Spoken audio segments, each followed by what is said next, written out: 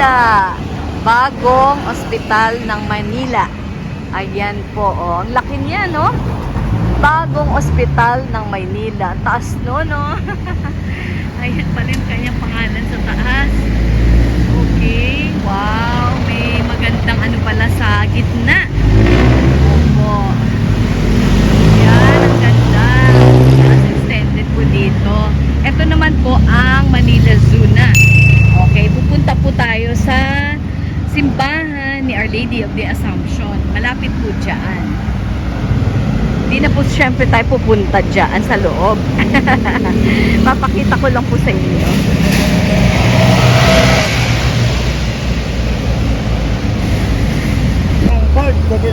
Covered court. Na basketball court, hindi po. Opo, tapos papasok ako doon.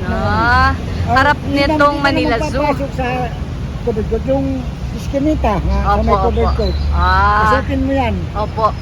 Andan na. Andyan na yung Our Lady of the Assumption. Andyan. Thank you, tatay. Sandali po. Opo, matulungin talaga si tatay. Nagtitinda po ng mani. Opo. Ayan, bili tayo ng mani. Nagtatanong lang naman. Opo, 25 lang, tay. Ayan na po ang Adriatico Street. Along Quirino Avenue. So, ito naman po ang papuntang Manila Zoo. Tingin, saan daw yung covered court na sinasabi ni tatay? Tatawid muna tayo. Oops. Oops. Ayan. Oh, ang ganda, oh. Sa loob na yan ng Manila Zoo. Doon yata ang daan. Ang kulay-kulay, oh.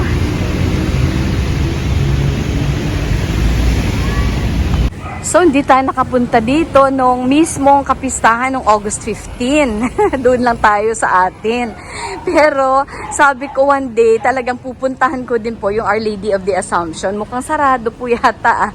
Di bale, meron namang Mama Mary dito sa labas. Ayan po, oh. Okay.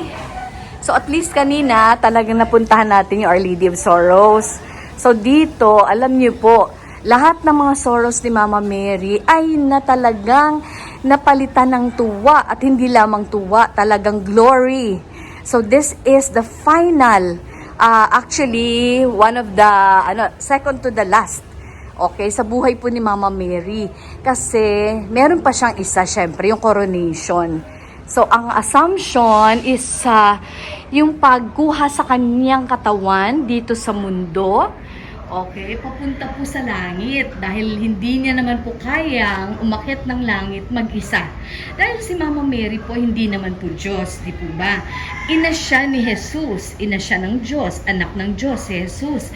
So ayan po, kaya eto si Mama Mary was brought to heaven, body and soul. Ang tawag po natin sa doktrinang iyan, dogma ng ating simbahan Katoliko is actually ang tinatawag po nating Assumption of Our Lady. So, sa mysteries of the glorious mysteries of the Holy Rosary, alam po natin na iyan po ay yung Assumption is one of the mysteries in the glorious, among the glorious mysteries. Pagkatapos po ng Assumption of Mary, ay coronation of Our Lady na as Queen of Heaven and Earth. Yun po ang finale sa buhay ni Mama Mary. And syempre, happy si Jesus na nandun na rin yung kanyang mama, kasama niya. Imagine niyo po lahat ng hirap na dinanas ni Mama Mary simula pa nung pinili siya ng Panginoon. Sabi nga po, buti pa hindi ka pinili no? Pero no guys, kahit pinili man tayo o hindi, talagang kasama ng buhay sa buhay ng tao ang tinatawag po nating sufferings. May sakripisyo at may sakripisyo po talaga at meron po tayong experiences of pain. akibat na po yun ng ating human experience, di po ba? So, ang kinagandahan lang po doon, sa maniwala man po kayo o hindi, ay pagdating po ng panahon ay ayun, the reward that is waiting for us in heaven. Hindi naman po natin ginagawa yung mga kabutihan na ginagawa natin dahil takot po tayo mapunta sa impyerno. Hindi po ganun. Ang maganda lang po doon is we are looking forward to the promises of God of heaven.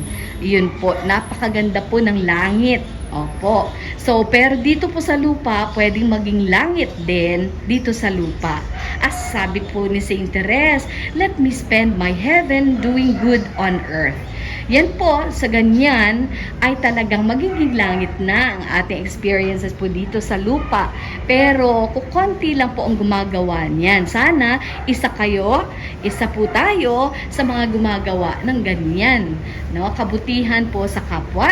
At dahil kung meron po tayong mabuting puso, ay talaga naman, opo, hindi po natin ginagawa ha, dahil sa gantimpala, ginagawa po natin iyon dahil mahal po natin ang Diyos. Salamat! Thank you so much for watching. This is Simply Jane saying, God bless you. So ito po ay Quirino Avenue. Dito po tayo sa may banda rito, Manila Zoo. Opo, dyan po ang daan papuntang Manila Zoo.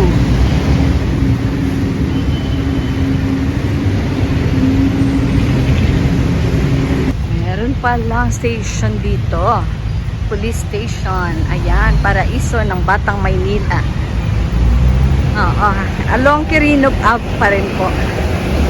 Along Quirino Avenue. Ayan, sa ambulance.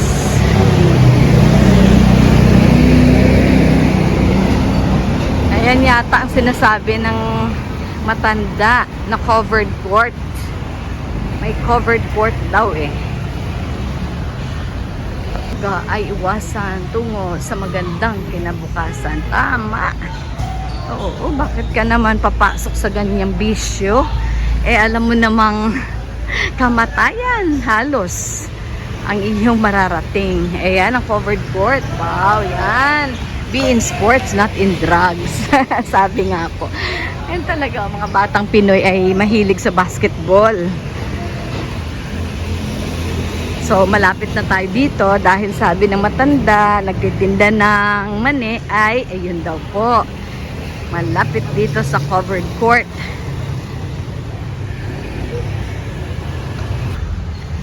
Ayan pala, oh, pagdating mo sa may covered court, liliko ka pala to the right. Ayan, medyo tagong-tago si Mama Mary of the Assumption. Sige lang, mararating din po natin yan.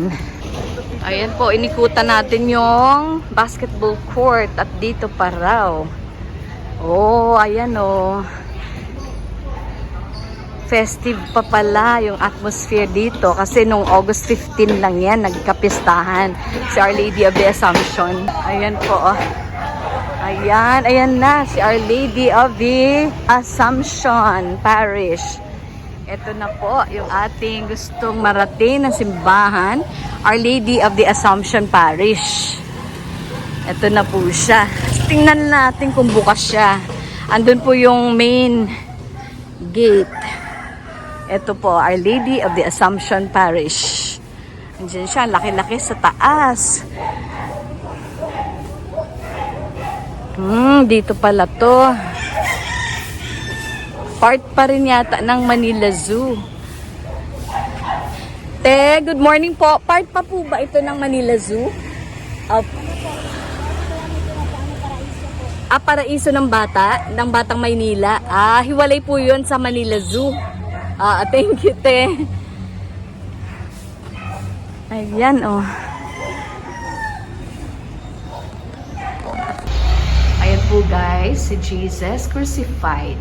Katulad po ng fiesta kahapon, the triumph of the cross. So medyo madilim sa loob ng simbahan dahil po syempre tapos ng misa at isinarado na po nila. Hi po, good morning. Guys, at pinayagan naman tayo ng sakristan na pumasok po dito. Napakaganda po, oh. Sige, silence na tayo, ha.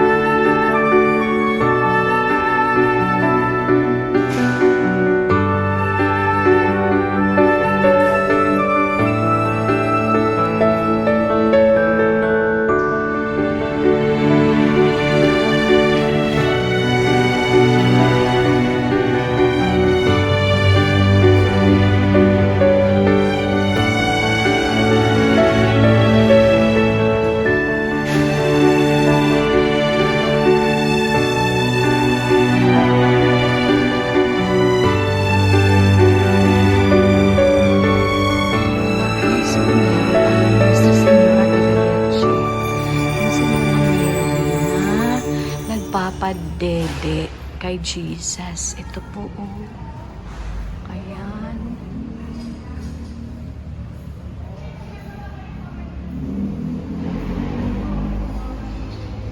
Ito pala, Nuestra Señora de la Leche. Yun, gatas. Ang ibig sabihin po ng leche, di ba?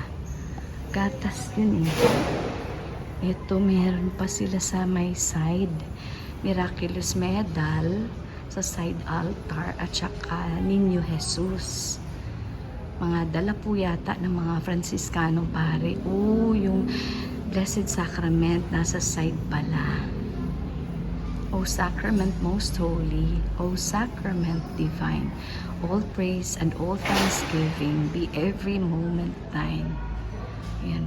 Ito guys, Our Lady at the foot of the cross of Jesus. Kasama niya po si Saint John, the Beloved, and of course si Mary Magdalene. Ito naman, the Marys during the resurrection of Jesus sa tomb. Wala na po si Mama Mary doon.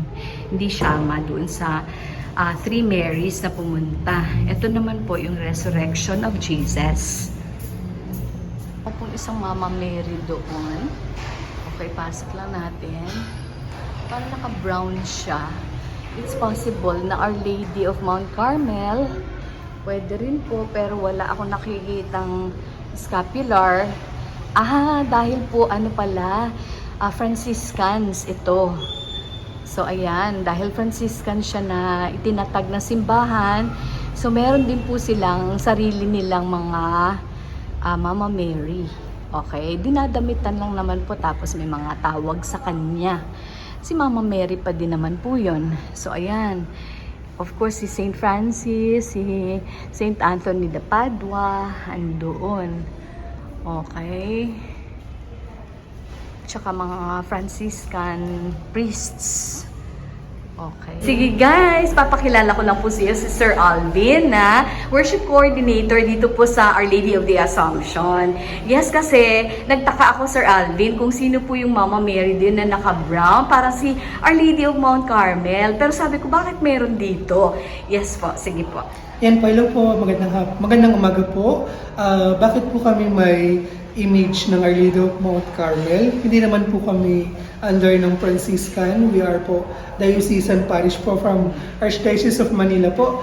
The image of Our Lady of Mount Carmel ay galing po yan sa nagsaradong chapel ng Harrison Plaza Mall po. Nagsarado pala sila. Nagsarado po kasi yung Harrison Plaza way back December 2019 po. Ay, bago mag-pandemic. Bago pa mag-pandemic, sarado bago na sila. mag-pandemic po. December 2019 po, nag-fully close ang Harrison Plaza. No plans of reopening or establishing another mall. May bumili na po. Ang alam ko po, meron na po siya, ongoing construction po, ng isang mall. Isang mall po. Na hindi na natin. Opo. And may agreement naman po yan with the City of Manila. Ay, okay. Thank you, Sir Alvin. Pero focus na lang po tayo dito sa worship ng dito po sa Our Lady of the Assumption. Meron akong isang Mama Mary nakita po doon. Kakaiba po siya. Ayun, Our Lady de la Leche. Nuestra Señora de la Leche. Yes po. Yes po. Ano naman po ang kwento noon, Sir Alvin? Meron po kasi isang family na nagde-devotion para sa Nuestra Señora de la Leche. So, every second Saturday of the month po, nag-devotion po sila dito sa parokya for the Our Lady of la Leche po. Kung di po ako nagkakamali, nag-start po yan before sa Harrison Plaza. Okay, sa Harrison Plaza din ang Oo. gagaling. Nag-start Okay. po yung kanilang pag-devotion doon po, Doon. sa Harrison Plaza. Yes. Tapos nung nagsarado nga po, dito na rin po sila lumipat. Ay, wow. Tapos dito na po talaga sa Interesting. parokya. Opo. Basta pag may-ari po yun ng isang pamilya. Okay, sige po, no? Talagang dito lang nakakita ng Mama Mary nagpapadede kay Jesus. Kasi tamang-tama po, kasi etong araw na to is Our Lady of Sorrows. Yes po. Kagagaling ko lang po dun sa Our Lady of Sorrows. Opo, sabi ko sana makakahanap ako ng iba't ibang Mama Mary. 7, kahit 7 lang. Dito po, sunod-sunod po kami dito. Okay. From Vicariate of Our Lady, Vicariate of Nuestra Señora de Guia. Okay. Dito lang po along dire-diretso Yes, po. napuntahan ko na po Susunod Our po dito Lady sa de amin Guia. is Our Lady of Remedies, which is the Malate Church. Malate. Then the Our Lady of Nuestra Señora de Guia. Okay. Then kung gusto niyo po sa San Agustin, Nuestra Señora de la Consolacion y Correa. Consolacion. Then the Manila Cathedral po. Okay. It's part of our vicariate. Opo, Then Immaculate Conception doon. There's the Immaculate Conception po, Yes. Manila Cathedral. And then the Saint Vincent de Paul, Archdiocese Miraculous Shrine of Medal. Our Lady of Miraculous Ay, Medal. okay. Yan, So isang magkakasama po vicariate po yan. kami, yes. Okay. So dire-dire, sunod-sunod lang naman po kami. Okay. Puro po kami mga Marian Marian Churches. churches. Wow. Actually, pansinin niyo po, starting sa Baclaran, on the way pa ganun Marian sa po may, lahat. puro Marian po yan. Ayun, tama. Diba, Baclaran Church, Perpetual. Soro, Okay. Assumption, Malate, Digia, Intramuros po. Opo. Lahat po yan is mga Marian churches na nakaharap doon sa ating Manila Bay po. Manila Bay, ayun. Puro Marian churches Oh, po Marian yan. churches. Wow, talagang yung ating bayan ay talagang mahal na mahal si Mama Mary. Thank you Opo. so much, Sir Alvin. Thank you. Kakaiba talaga pag meron kang ini-interview. Salamat, Sir Alvin. Thank you God po. bless you Yan, po. sir, Yung founding anniversary niyo pala po dito is... Ay, kakatapos lang po nung September 8. September 8, 1951 po, tinatag yung aming parokya. Ang aming pong first parish priest po noon ay si Monsignor Jesus Arceliana. Way back 1951 po. So kaya after ng fiesta pag August 15, we celebrate naman po the foundation by September 8 po. So dalawa po yung celebrate namin, the Solemnity of the Nativity of the Blessed Virgin Mary and also the foundation anniversary na aming Ang parokya. galing. Kaya pala sabi ko, parang festive Then, pa rin pwede nyo dito. pong makita yung aming parokya sa isang episode ng TV Maria, Aha. True Lakbites episode po. Hanapin nyo lang po doon ang Okay. parokya ng Our Lady of the Assumption ng Lakbites episodes ng TV Maria po. Wow. Kasi Opo, we sige, I'll do requested that before kami The mag-fiesta. feast day, yes. Opo, kaya nung dumating ako, sabi ko parang festive. Parang merong something going on. Ang tagal na ng August 15. Opo, na-miss natin sa Yes mga po. episodes natin. Pero anyway, yan. Sa birthday pala yun ni Mama Yes Mary. Thank you so much again, Sir Alvin. Thank God you bless po. you po. And the Salamat po parish. sa pagdalaw sa aming parokya. You're welcome.